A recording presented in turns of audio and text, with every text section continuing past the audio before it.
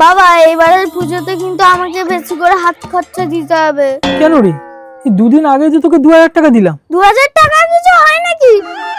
মানে তুই মেয়ে নাকি 2000-এর জায়গায় 5000 লাগবে?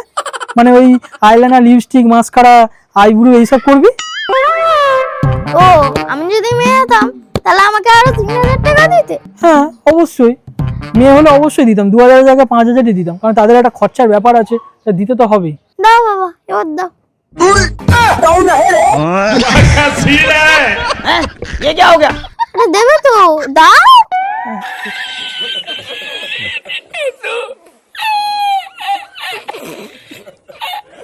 ये सब क्या देखना पड़ रहा है? ঠিক আছে।